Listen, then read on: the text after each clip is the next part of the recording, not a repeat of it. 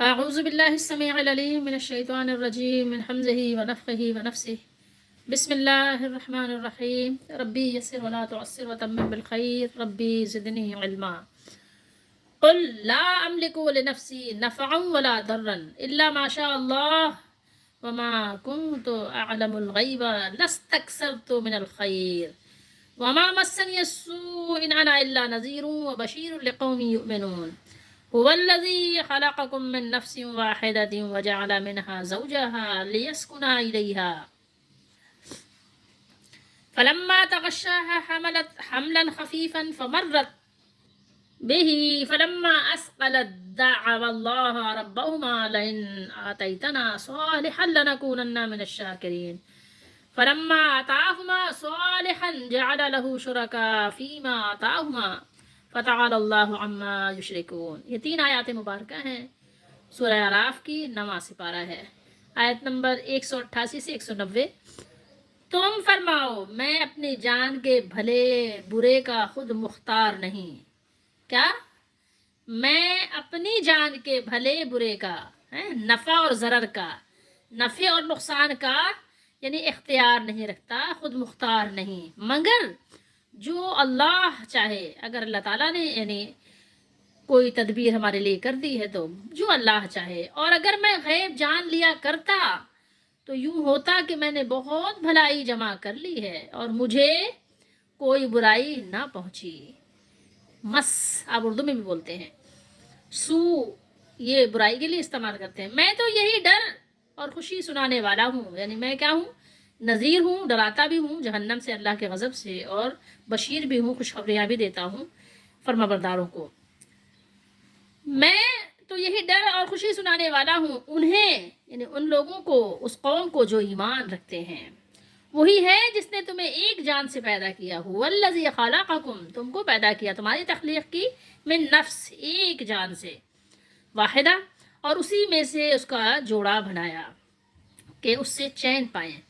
ٹھیک ہے، یہ جو میاں بیوی کا رشتہ ہے یہ اس کی بات ہو رہی ہے کہ جوڑا بنایا کہ ایک دوسرے کے لیے راحت کا سامان بنے. پھر جب مرد اس پر چھایا، فلما تغشاہا، آپ اردو میں بولتے ہیں غش.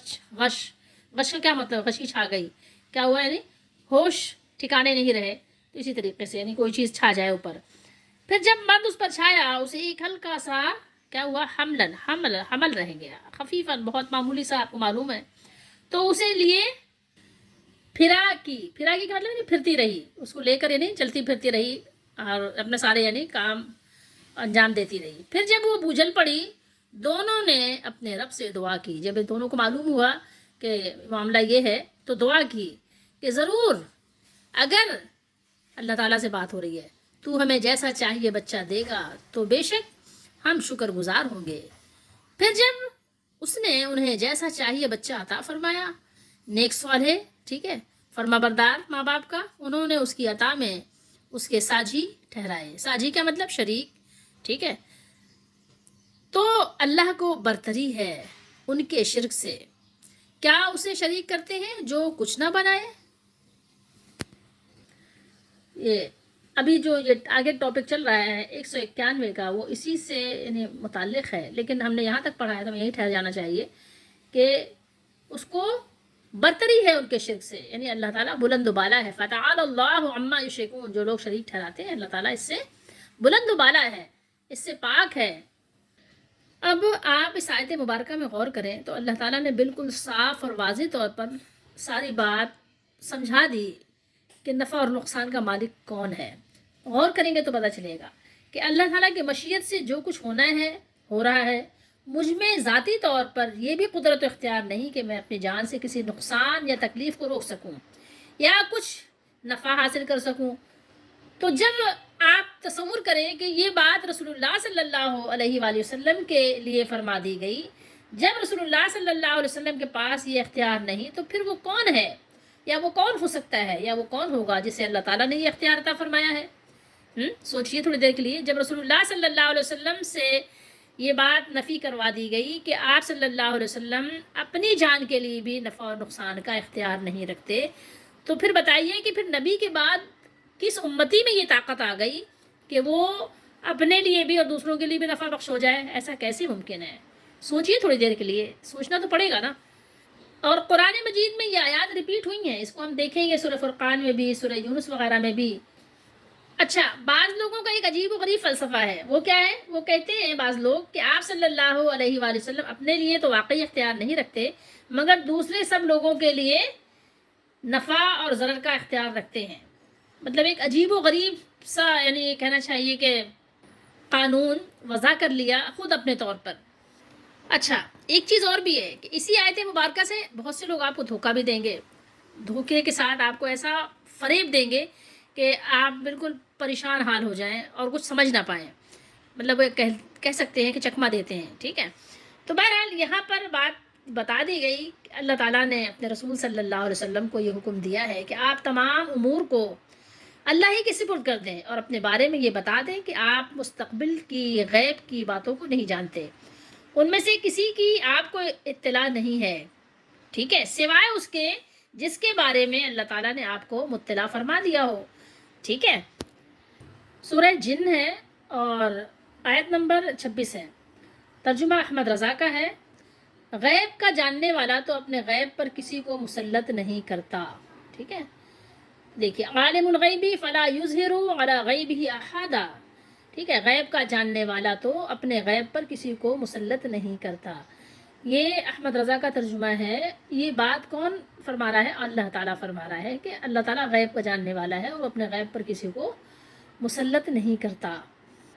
اب آئیے اس پہ غور کرتے ہیں کہ جو لوگ ہمیں دھوکہ اور فریب دیتے ہیں غیب کے نام پر، کہ نبی کریم صلی اللہ علیہ وسلم نے غیب کی بہت سی خبریں دی ہیں، بہت کچھ آپ نے بتایا ہے غیب کے بارے میں ہمیں، ٹھیک ہے، تو اب یہ کیسے ہوگا؟ تو لوگ ظاہر ہے پھر کیا کرتے ہیں، قرآن کی آیت میں تحریف کرنا شروع کر دیتے ہیں۔ قرآن کی آیت کو تو آپ کسی بھی صورت میں تبدیل نہیں کر سکتے، بدل نہیں سکتے، اور قرآن کے حکم پر آپ کسی اور حکم کو فوقیت بھی نہیں دے سکتے، ٹھیک ہے۔ قرآن میں آپ تعویل نہیں کر سکتے، دوسری بات میں آپ تعویل کر سکتے ہیں، یہ بات آپ ذہن میں رکھیے گا، ٹھیک ہے۔ قرآن میں آپ کسی طور پر بھی صاف معنوں کو آپ جو ہے آپ مبہم نہیں کر سکتے، کریں گے تو بہت بڑے مجرم ہوں گے، جو لوگ کرتے ہیں وہ مجرم ہیں۔ اور اللہ نے فرمایا اس سے بڑا ظالم کون ہے جو اللہ پر جھوٹ باندھے، جھوٹی بات کی نسبت اللہ کی طرف کرے، یعنی سب سے بڑا ظالم وہ ہے، بہت سے ظالموں میں سے سب سے بڑا ظالم وہ ہے کہ جو اللہ کی طرف جھوٹی بات کو منسوب کرے۔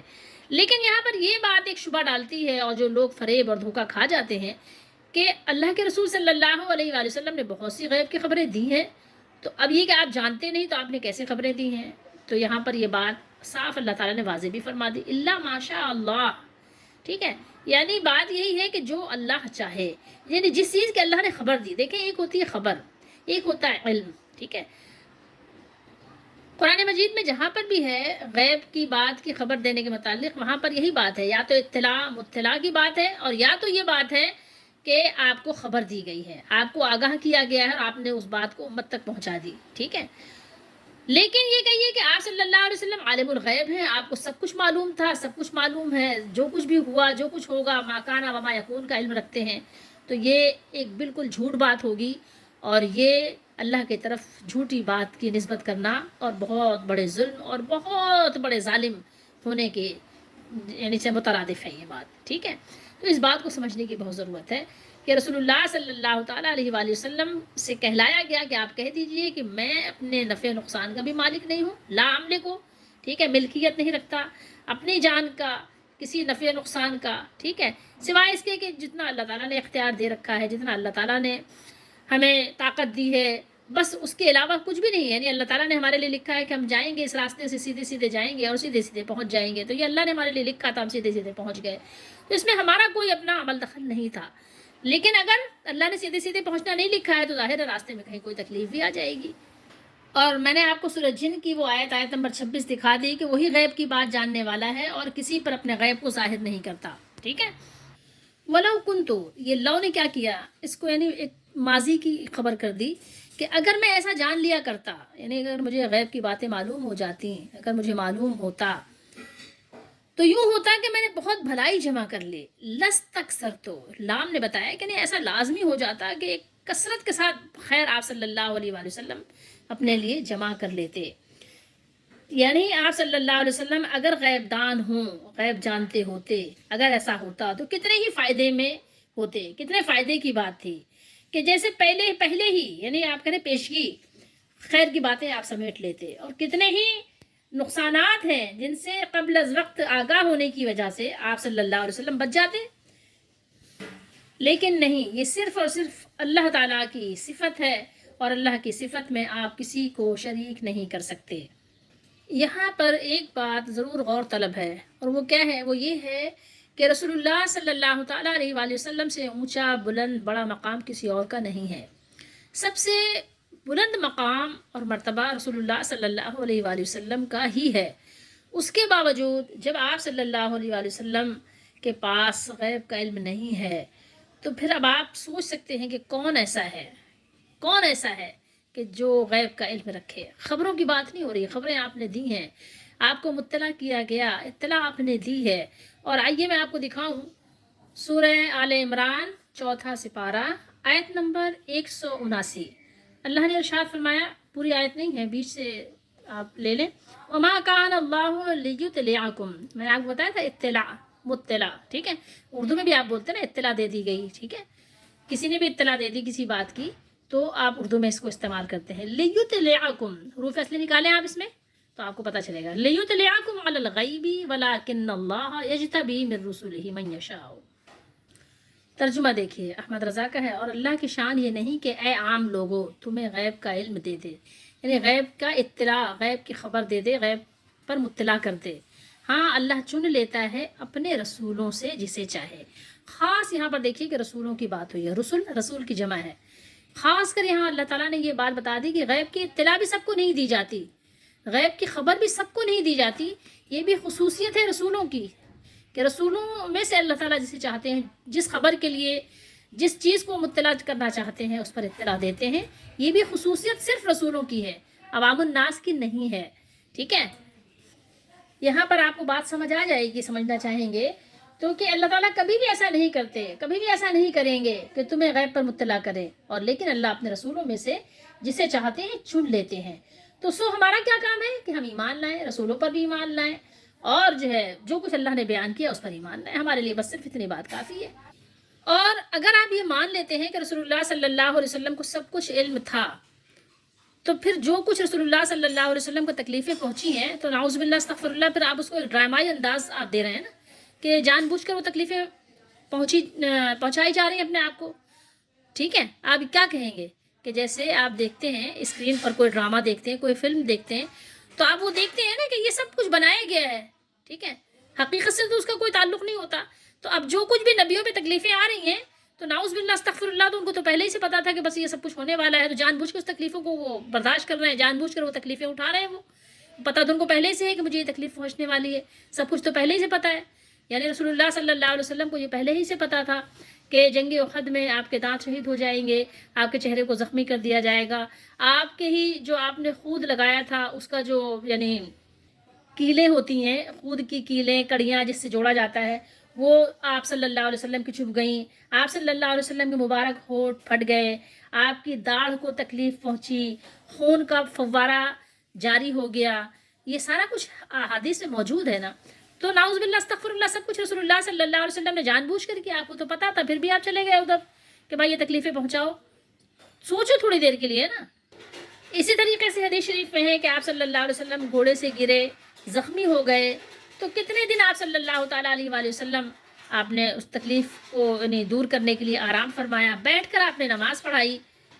اسی طریقے سے ام المومنین اما عائشہ صدیقہ رضی اللہ تعالیٰ عنہ پر الزام لگایا گیا تو آپ صلی اللہ علیہ وآلہ وسلم پریشان ہوئے، 1 مہینے تک آپ پریشان رہے۔ اس کے علاوہ آپ صلی اللہ علیہ وسلم کو زہر دیا گیا، اس کے علاوہ کئی صحابہ اسی یعنی بکری کا گوشت کھا کر شہید بھی ہو گئے۔ تو یعنی یہ سب کچھ جان بوجھ کر ہو رہا تھا۔ اور یہی نہیں بلکہ ایک جنگ ایسی ہے جس کو بیعۃ معونہ کہتے ہیں، اس میں آپ صلی اللہ علیہ وسلم نے 70 صحابہ کو بھیجا تھا جو قرہ تھے، قاری تھے وہ، اور وہ آپ صلی اللہ علیہ وسلم کے گھروں کے کام بھی انجام دیتے تھے، لکڑیاں چن کر لانا، پانی بھرنا، بہت سے کام وہ آپ صلی اللہ علیہ وسلم کے جو گھر تھے ان کے وہ کیا کرتے تھے۔ اور آپ نے یعنی کسی کے کہنے پر آپ نے بھیج دیا تھا کہ یہ لوگ جائیں گے وہاں دین سکھائیں گے، ان سب نے سب کو شہید کر دیا، سوائے ایک کو منت کے لیے انہوں نے بچا لیا، اور ایک صحابی جو ہے وہ پہاڑ پر تھے اس وقت، وہ بچ گئے۔ 2 صحابہ کے علاوہ سارے صحابہ جو ہے 70 گئے تھے، اور اس میں 68 صحابہ شہید ہو گئے۔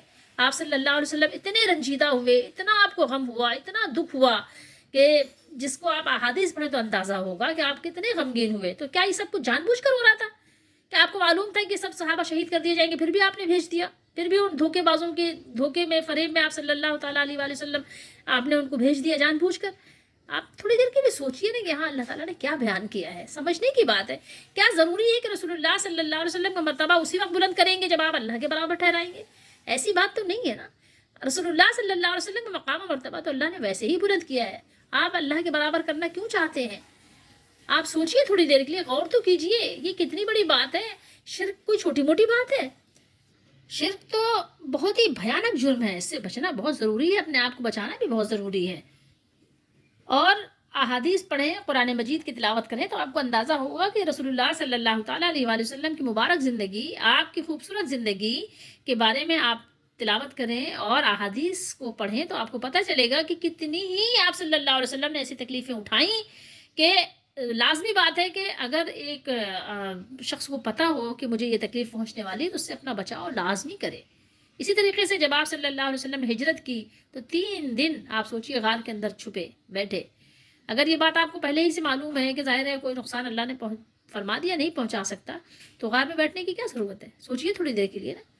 مطلب بہت ساری چیزیں ایسی ہیں اگر آپ تلاوت کریں پڑھیں تو آپ کو اندازہ ہوگا کہ یہ بات جو قرآن نے بیان کی ہے وہی حق اور سچ ہے. یہ بخاری شریف ہے، حدیث نمبر ہے 7380، کتاب التوحید ہے. یہاں پر یہ مختصر بیان ہے لیکن یہ ڈیٹیل کے ساتھ بھی یہ حدیث ہے. یہاں پر راوی بیان کرنے والی کون ہیں؟ ام المومنین ام عائشہ صدیقہ رضی اللہ تعالیٰ عنہا ہیں. وہ فرماتی ہیں کہ وہ جھوٹا ہے یا اس نے جھوٹ کہا. 3 شخصوں کے بارے میں بیان کیا، لیکن میں صرف ایک بات ابھی کروں گی کیونکہ ہمارا ٹاپک یہی چل رہا ہے. تو لا یعلم الغیب الا اللہ، یہ کس کا فرمان ہے؟ رسول اللہ صلی اللہ علیہ وسلم کا. تو انہوں نے یہاں بیان کیا کہ جو شخص یہ کہتا ہے کہ آپ صلی اللہ علیہ وسلم غیب جانتے تھے تو وہ غلط کہتا ہے یا جھوٹ کہتا ہے یا وہ جھوٹا ہے، کیونکہ آپ صلی اللہ علیہ وسلم خود فرماتے ہیں غیب کا علم اللہ کے سوا اور کسی کو نہیں. لا یعلم الغیب الا اللہ. اب آپ یہ بتائیے کہ یہ کون ہے؟ یہ بیان کرنے والی کون ہے؟ یہ رسول اللہ صلی اللہ علیہ وآلہ وسلم کی محبوبہ، آپ کی زوجہ ہیں، آپ کی زوج ہیں، آپ کی گھر والی ہیں، صحابیاں ہیں. سوچئے تھوڑی دیر کے لیے. ان کے بارے میں قرآنی آیات نازل ہوئی ہیں. ان کی سچائی، ان کی پاک دامنی، ان کے یعنی جنتی ہونے کی بشارت قرآن میں موجود ہے. یہ بیان کر رہی ہیں کہ جو شخص یہ کہے کہ رسول اللہ صلی اللہ علیہ وسلم کے پاس غیب کا علم تھا اس نے جھوٹ کہا، فقد کذبا. ٹھیک ہے. اب آپ یہ قرآن کی آیات، احادیث اور صحابہ اور اہل بیت کا جو قول ہے ان کے اقوال کی موجودگی میں اگر آپ اس بات پر بضد ہیں کہ نہیں رسول اللہ صلی اللہ علیہ وسلم کے پاس علم غیب تھا، علم غیب ہے، تو اب آپ جانیں، آپ کا کام جانیں. اگر آپ یہ سمجھتے ہیں کہ اللہ کو ماننے کے ساتھ ساتھ اللہ کے محبوبوں کو، اللہ کے پیاروں کو اللہ کے برابر کر دیا جائے تو دین میں، اسلام میں کوئی فرق نہیں آئے گا، تو یہ اب آپ کی مرضی ہے. اب آپ جو مرضی آئے کریں. لیکن بات یہی ہے کہ یہ کام تو مشرکین بھی کرتے تھے. ٹھیک ہے. مشرکین بھی جو اگر آپ قرآن مجید کو سمجھیں تو آپ کو اندازہ ہوگا کہ وہ بھی خالق کائنات کا اقرار کرتے تھے، مگر کس طرح سے؟ بہت سارے انہوں نے واسطے بنائے تھے، واسطوں اور وسیلوں سے. ٹھیک ہے. دیکھیے مشرکین کس طرح اللہ کو مانتے تھے. یہاں پر سورہ زخرف ہے یہ اور سپارہ ہے 25واں. یہاں اللہ نے فرمایا کہ وَلَا إِن سَأَلْتَهُمْ، سَأَلَ آپ سوال کرتے نا، یہ اسی سے ہے. اور اگر تم ان سے پوچھو، ان سے سوال کرو کہ من خلقہم، ان سے پوچھو کہ نہیں کس نے پیدا کیا ہے، ان لوگوں کو پیدا کس نے کیا ہے. ان لوگوں سے آپ ذرا پوچھئے کہ تم لوگوں کو کس نے پیدا کیا ہے، یہ سارے جہان کو کس نے پیدا کیا ہے. تو دیکھیے اللہ تعالیٰ نے ان سے فرما دیا، بتا دیا کہ یہ فوراً جواب دیں گے. کیا جواب دیں گے؟ دیکھیے احمد رضا کا ترجمہ ہے تو ضرور کہیں گے، بلکہ ضرور نہیں، آپ ترجمہ کریں، ضرور بھی ضرور کہیں گے. کیا کہیں گے؟ لَيَقُولُنَّ اللَّهُ. اب دیکھیے پھر اللہ نے کیا جواب دیا. تو کہاں اندھے جاتے ہیں، پھر بھی کیوں نہیں سمجھتے بات؟ یعنی ایک بات مانتے دوسری نہیں مانتے. کہ اللہ تعالیٰ کو مانتے ہیں کس طرح سے؟ بہت سارے اپنے بنائے ہوئے وسیلے اور واسطوں کے ذریعے سے ہیں. اور اس گمراہی کی وجہ کیا ہے؟ یہ اس کی گمراہی کی وجہ خاص ان کی اپنی خواہشیں ہیں بس. تو یہ آپ قرآن مجید کی آیت ہے، اس کے علاوہ بہت ساری آیات ہیں، اس سے آپ اندازہ لگا سکتے ہیں کہ مشرکین واضح الفاظ میں خالق کائنات کا اقرار کرتے تھے مگر واسطوں اور وسیلوں سے. اور اس کی وجہ یہی تھی کہ زمانہ نبوت کو جب گزرے ہوئے عرصہ ہو جاتا اور الہامی تعلیمات کا اثر آہستہ آہستہ رفتہ رفتہ کم ہو جاتا اور دین حق میں خواہشات داخل ہو جاتی، اور اس ملاوٹی دین ہی کو وہ لوگ کیا کرتے، اپنا دین سمجھ لیتے۔ تو پھر کیا ہوتا، خواہشات پر چلنے والوں کے بارے میں اللہ تعالیٰ نے کیا بیان کیا؟ سورہ قصص ہے، آیت نمبر یہ 50 ہے، فَإِلَّمْ يَسْتَجِيبُوا لَكَ فَاعْلَمْ أَنَّمَا يَتَّبِعُونَ أَهْوَاءَهُمْ وَمَنْ أَضَلُّ مِمَّنِ اتَّبَعَ هَوَاهُ بِغَيْرِ هُدًى مِّنَ اللَّهِ إِنَّ اللَّهَ لَا يَهْدِي الْقَوْمَ الظَّالِمِينَ۔ پھر اگر وہ یہ تمہارا فرمان یا فرمانا قبول نہ کریں تو جان لو کہ بس وہ اپنی خواہشوں ہی کے پیچھے ہیں، اور اس سے بڑھ کر گمراہ کون ہوگا؟ وَمَنْ أَضَلُّ مِمَّنِ اتَّبَعَ هَوَاهُ، جو اپنی خواہش کی پیروی کرے، جو اپنی ہوا کی پیروی کرے اللہ کی ہدایت سے جدا ہو کر، بے شک اللہ ہدایت نہیں فرماتا ظالم لوگوں کو۔ یہ غور کرنے کی بات ہے، یہ سورہ قصص ہے، آیت نمبر 50 ہے، آپ دیکھ سکتے ہیں جا کر۔ سب سے بڑی بربادی کا سامان یہ ہے کہ انسان اپنی خواہشوں کو اپنا دین سمجھ لے، بس یہ ہماری رسم ہے، یہ ہمارا یعنی کلچر ہے، ہمارا یہ رواج ہے، یہ ہماری سماج کا یعنی ریت و رواج ہے، رسم ہے، ہم نے یہ کرنا ہی کرنا ہے۔ تو جب آپ اپنے خواہشوں کے پیچھے چل پڑتے ہیں تو سب سے بڑی بربادی کا سامان کرتے ہیں، اور یہی حال ان کفار کا تھا جو پہلے نبیوں کے ساتھ جن کا سابقہ پڑا، اور انہوں نے بھی یہی سب حرکات کی تھیں جس کی وجہ سے وہ گمراہ ہوئے۔ تو ہمیں ان کے طریقے پہ نہیں چلنا چاہیے، ہمیں قرآن کی بات ماننی چاہیے۔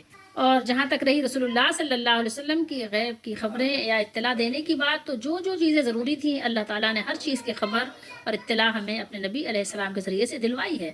قیامت تک کی باتیں آپ صلی اللہ تعالیٰ علیہ وآلہ وسلم کے ذریعے سے ہمیں پہنچائی ہے۔ آپ صلی اللہ علیہ وسلم کے ذریعے سے صحابہ کو پہنچی، صحابہ کے ذریعے سے بعد والوں کو پہنچی۔ تو اب آپ کیا مطلب، صحابہ کو اگر وہ باتیں جو رسول اللہ صلی اللہ علیہ وسلم نے بیان کی، بتائیں، پہنچائیں، تو صحابہ کو آپ کیا کہیں گے کہ وہ غیب کے عالم ہو گئے، ان کو غیب معلوم ہو گیا؟ ایسا تو کوئی بھی نہیں کہے گا نا، کیونکہ ان کو بھی نہیں پتہ تھی، رسول اللہ نے بتائی تو ان کو بھی پتہ چل گئی، انہوں نے بعد والوں کو بتائی تو ان کو بھی پتہ چل گئی۔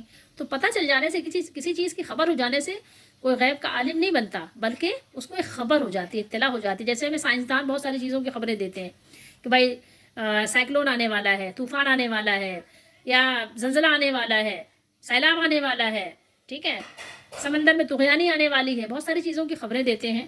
تو خبریں دیتے ہیں نا، ہم سائنس کے علوم کے ہم وہ فنکار تو نہیں بن جاتے نا کہ بھائی وہ بہت بڑے ماہر ہو گئے، بہت بڑے یعنی ہم جو ہے وہ سائنس کے جو ہے رجال بن گئے، ایسا تو نہیں ہوتا۔ لیکن اس کے ساتھ ہی ساتھ یہ بھی ہے کہ رسول اللہ صلی اللہ علیہ وسلم کا مقام و مرتبہ تمام مخلوق میں سب سے اونچا اور بلند ہے، ٹھیک ہے، یہ بات اپنی جگہ ہے، لیکن پھر بھی ہم اللہ تعالیٰ کے برابر نہیں کر سکتے، یہ ہمیں حق نہیں پہنچتا، یہ بہت یعنی کہنا چاہیے نامناسب اور فضول اور اللہ کی شان میں گستاخی والی بات ہوگی۔ ہاں، ان انا الا نذیر و بشیر، آگے اللہ نے فرمایا کہ اس یہاں سے آپ کو کیا بتایا کہ انبیاء اور اولیاء کو جو اللہ تعالیٰ نے سب لوگوں سے یعنی مقام و مرتبہ میں بلند بنایا، تو اس کا اصل سبب کیا ہے کہ ان کا مقام اتنا اونچا، اتنا بلند کیوں ہے؟ اس کے بارے میں کبھی آپ نے سوچا؟ ان کا مقام تمام لوگوں میں، سب لوگوں میں بڑا ہے، تو اس کی وجہ، بڑائی کی وجہ، بڑائی کا سبب کیا ہے کہ وہ اللہ تعالیٰ کا راستہ بتاتے ہیں، وہ سیدھا راستہ بتاتے ہیں، سیدھے راستے پر چلاتے ہیں، اور اس بات کا دخل نہیں ہوتا کہ وہ اللہ کے برابر ہو جاتے ہیں، ایسا کچھ نہیں ہے، کیونکہ اللہ اللہ ہے۔ انبیاء علیہ السلام ہوں یا اولیاء کرام ہوں، صحابہ ہوں، جتنے بھی بڑے درجے کے لوگ ہوں، اس بات کو اپنے ذہن میں رکھیں کہ اللہ تعالیٰ نے ان کو اپنے یعنی جو کائنات ہے، عالم میں، دنیا میں، آخرت میں، کہیں پہ بھی اللہ نے ایسا نہیں کیا کہ ان کو قدرت دے دی، ٹھیک ہے، یا موت و حیات یا نفع و نقصان ان کے اختیار میں دے دیا ہو کہ وہ جو چاہیں کریں، ٹھیک ہے، ایسا نہیں ہے۔ اللہ تعالیٰ نے ان کو غیب دانی کا علم دے دیا کہ اب سب کچھ ان کو معلوم ہے، نہیں، ایسا نہیں ہے، ٹھیک ہے، ایسا نہیں ہے کہ وہ جب چاہیں جو چاہیں حالات معلوم کر لیں۔ آپ کو اگر صحیح سے پڑھیں اس آیت مبارکہ کو تو آپ دیکھیں گے کہ شرک کی جڑ کٹ جائے گی۔ جب رسول اللہ صلی اللہ علیہ وآلہ وسلم کو، جو تمام عالم کے سردار ہیں، اپنی جان کے نفع و نقصان کا اختیار نہیں رکھتے، نہ غیب کی بات معلوم ہو، تو کسی اور نبی یا ولی یا بزرگ یا فقیر یا پیر، جن یا فرشتے کو کیا قدرت ہے کہ کسی کو فائدہ یا نقصان پہنچائے یا غیب کی کوئی بات بتائے؟ البتہ وحی کے ذریعے سے اللہ تعالیٰ آپ کو جو بات بتا دیتے ہیں وہ آپ کو معلوم ہو جاتی ہے، اور آپ صلی اللہ علیہ وآلہ وسلم لوگوں کو اس کی خبر دیتے ہیں۔ هو الذی خلقکم من نفس واحدہ، یہاں آپ کو پتہ چل گیا، یہ پیچھے ہم پڑھ چکے ہیں، اور ایک جان سے مراد آدم علیہ السلام ہے، اور مزید تفصیل آپ کو دیکھنا ہو تو آپ پیچھے چلے جائیے سورہ نساء میں، اس کی پہلی ہی آیت میں آپ دیکھیں گے تو آپ کو پتہ چل جائے گا۔ قرآن مجید نے جیسے اور بھی رشتوں کا ذکر کیا ہے، اسی طریقے سے میاں بیوی کے رشتے کو بھی واضح طور پر بیان کیا۔ یہاں پر بیان کیا کہ اللہ تعالیٰ نے یعنی ایک ہی فرد کے ذریعے سے انسانوں کا جوڑا بنا دیا، جوڑ پیدا کر دیا، ٹھیک ہے، زوج بنا دیا، اور اس کی اصل کیا ہے، اس رشتے کی اصل کیا ہے، میاں بیوی کا جو رشتہ ہے، یہاں آپ کو معلوم ہوگا کہ اصل یعنی تعلق یا سکون اور راحت ہے۔ اگر اس رشتے میں آپ کو سکون اور راحت نہ ملے تو پھر بیکار ہے، ٹھیک ہے، پھر بیکار ہے یہ رشتہ، کہ اگر آپ کو اس رشتے سے سکون نہیں ملتا، راحت نہیں ملتی، ٹھیک ہے۔ راحت اور سکون کے لیے بہت ساری دولت نہیں چاہیے ہوتی، بہت ساری دولت ہوگی تو راحت ملے گی، سکون ملے گا نہیں، فضول بات ہے بالکل، ٹھیک ہے۔ راحت اور سکون کے لیے آپ کو کیا چاہیے ہوتا ہے؟ قناعت ہونا چاہیے، قناعت زندگی میں جو ہے راضی برضا ہے، کیونکہ دنیا میں ہے، جنت میں تھوڑی ہے۔ جو بھی اللہ نے دیا ہے ٹھیک ہے، جو بھی شوہر کما کے لا رہا ہے، شوہر کو بھی چاہیے کہ اپنی بیوی کے راحت کا سامان کرے، بیوی کو بھی چاہیے کہ اپنے شوہر کے لیے راحت کا سامان کرے۔ فلما تغشاها، اب دیکھیے کیا خوبصورت انداز ہے، اور کس قدر یعنی حیا کا خیال رکھا گیا ہے، ٹھیک ہے۔ دیکھیے ہم لوگ جب دنیا میں بات کرتے ہیں تو کیسے فضول طریقے سے گفتگو کر رہے ہوتے ہیں، لیکن قرآن و سنت میں آپ دیکھیں گے کہ بہت ہی زیادہ حیا کا اہتمام کیا گیا ہے۔ جس مقصد کے لیے قرآن مجید نے یہ الفاظ استعمال فرمائے ہیں، حقیقت یہ ہے کہ ان سے بڑھ کر ادب، حیا، پردے اور پاکیزگی کے ساتھ وہ مطلب ادا کرنے والے اور لفظ ملنا مشکل ہیں۔ صالحن یعنی صحیح و سالم بچہ جس میں کوئی جسمانی نقص نہ ہو، ٹھیک ہے، بے عیب بچہ۔ وہ کون سے میاں بیوی ہوں گے جو بچے کے لیے دعا نہیں کرتے؟ سبھی دعا کرتے ہیں، سبھی کچھ صحیح سالم صالح نیک بچہ چاہیے ہوتا ہے۔ آتینا صالح لنکونن من الشاکرین، اور ظاہر ہے بہت سارے وعدے وعید بھی کرتے ہیں، کچھ عرصہ اگر بچے نہ ہوں تو اللہ تعالیٰ سے بہت ساری منتیں مانتے ہیں، دعائیں کرتے ہیں۔ تو آپ کو معلوم ہے کہ ہر شخص یہ چاہتا ہے کہ اس کو تندرست صحت مند اولاد ملے، دعا کرتے ہیں، شکر گزار ہونے کا وعدہ کرتے ہیں، مگر جب ٹھیک ٹھاک صحت مند تندرست اولاد مل جاتی ہے تو پھر کیا کہتے ہیں؟ کہتے ہیں اس کا نام اجمیری رکھ دو، ٹھیک ہے، اس کو اجمیر والے بابا نے دیا ہے، اس کا نام پیر بخش رکھ دو، ٹھیک ہے، اس کو پیر صاحب نے دیا ہے، یا ایسی ایسی کیا کرتے ہیں؟ پھر شرک کرتے ہیں۔ تو اسی بات کو اللہ تعالیٰ نے یہاں پر واضح فرمایا ہے۔ پھر بہت سے ایسے بھی ہیں، شاید آپ نے بھی دیکھا ہو کہ وہ جاتے ہیں کسی قبر پر، کسی مزار پر، وہاں جا کے پھر وہ خوب دھوم دھڑکا ہوتا ہے، خوب جو ہے وہ ڈھول تاشے اور بریانیوں کی دیغیں، خوب پھر وہ نظر و نیاز کی ایک پھر دھوم دھام ہو جاتی ہے، ٹھیک ہے۔ دھوم دھام کس طرح کی ہوتی ہے کہ یہ پیر صاحب کا دیا ہوا ہے، پیر صاحب نے دعا کی تھی، پیر صاحب نے اللہ تعالیٰ سے دلوا دیا، بس یہ ان کے ذہنوں میں بات آ جاتی ہے، اور یہ سب کچھ ہوتا کیوں ہے؟ کیونکہ شیطان نے ان کے دل میں ایک بات ڈال دی ہوتی ہے۔ تو وہ ساری شکر گزاری وہ اس طرح سے کر رہے ہوتے ہیں، جو اللہ سے وعدہ کیا ہوتا ہے کہ ہم شکر گزار بن جائیں گے اور آپ کا شکریہ ادا کریں گے، تو وہ شکریہ اس طرح ادا کرتے ہیں کہ بچے کو کسی قبر پر لے جا کر وہاں پہ طرح طرح کی حرکتیں کر کے، اور کہتے ہیں کہ یہ بزرگوں کے طفیل ملا ہے۔ تو یہ اللہ تعالیٰ نے لیکن فرمایا کہ یہ شرک ہے۔ جب ان کو اللہ تعالیٰ صحیح سالم صحت مند خوبصورت اچھا سا بچہ دے دیتے ہیں تو پھر وہ شرک کرنے لگ جاتے ہیں۔ ہمیں چاہیے کہ ہم خالصتاً اللہ تعالیٰ کا شکریہ ادا کریں، باقی ساری صورتیں جو ہیں وہ سب شرک ہیں۔ اگر آپ کو کرنا ہے زیادہ سے زیادہ تو نوافل ادا کریں، صدقہ خیرات کریں، اللہ کے بندوں کا خیال رکھیں، اپنے رشتوں کو جوڑیں، صلہ رحمی کریں، ٹھیک ہے۔ اس کے علاوہ جو آپ صورتیں اختیار کرتے ہیں اللہ تعالیٰ نے اس کو شریک ٹھہرانے کے برابر قرار دیا ہے، کہ پھر جب اس نے انہیں جیسا چاہیے بچہ عطا فرمایا، انہوں نے اس کی عطا میں اس کے ساجھی شریک ٹھہرائے۔ یہ خود اللہ تعالیٰ بیان فرما رہے ہیں، آپ خود دیکھ سکتے ہیں، ٹھیک ہے۔ لیکن اللہ نے فرمایا فتعالی اللہ عما یشرکون، اللہ تعالیٰ اس سے پاک ہے، اس شرک سے اللہ تعالیٰ کیا ہے؟ بہت بلند و بالا ہیں۔ اور یہاں آپ یہ نہیں سمجھیے گا کہ یہ صرف خاص مشرکین عرب کا تذکرہ ہو رہا ہے، نہیں جناب، یہ صرف مشرکین عرب کی بات نہیں ہو رہی ہے، صرف مشرکین عرب ہی نہیں ایسے کرتے تھے، بلکہ جو اپنے آپ کو مسلمان کہلاتے ہیں، مسلمان کہلانے والے بہت سے لوگوں میں اب بھی یہ باتیں عام ہیں۔ مشرکین عرب جو تھے وہ نام رکھتے تھے عبد العزا، یعنی عزا کا بندہ، اس طرح کا، اور ابھی ہمارے زمانے میں نبی بخش، حسین بخش، پیراں دتا، عبد النبی، عبد الرسول اور بندے علی، اس طرح کے نام رکھتے ہیں۔ پھر وہ کسی کو کسی آستانے کا فقیر بنا دیتے ہیں، ایسا بھی آپ نے دیکھا ہوگا، کسی کو کسی قبر کا مجاور بنا دیتے ہیں، کوئی اپنا نام سگے دربار غوثیہ رکھ لیتا ہے، देखा भी होगा और सुना भी होगा। कोई सगे रसूल या सगे मदीना अपना नाम रख लेता है, मदीने का कुत्ता।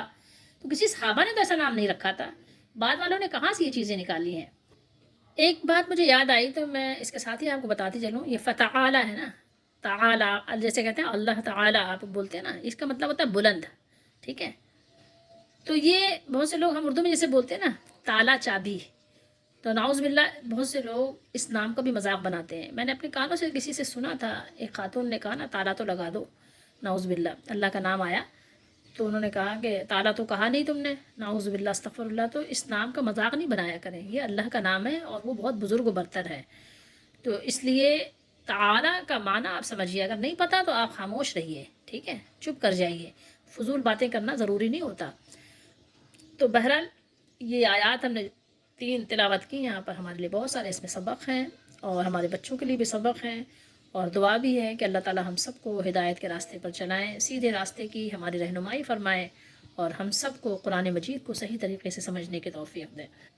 और यहाँ हमारी रहनुमाई इस तरह भी की गई है कि रसूलुल्लाह सल्लल्लाहु अलैहि वसल्लम सबसे ज़्यादा अफजल व आला होने के बावजूद नफ़ी और नुकसान के मालिक नहीं हैं। जैसे लोग अशार पढ़ते हैं, नबी मुख्तार कुल है, जिसको जो चाहें अता कर दें, या भर दे झोली मेरी या मोहम्मद, लौट कर मैं न जाऊँगा खाली।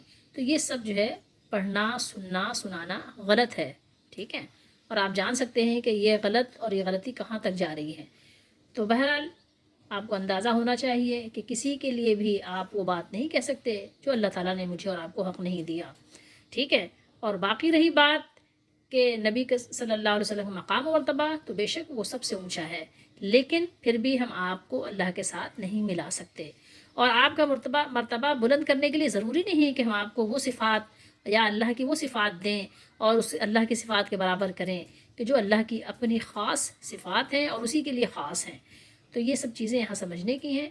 और अगर लोग गुमराह करें तो बहरहाल आप अल्लाह की पनाह मांगें, अल्लाह से दुआ करें कि अल्लाह ताला हम सबको हिदायत पर चलने की तौफ़ीक़ दें और हर तरह की गुमराही के रास्ते से हम सबको बचाएं।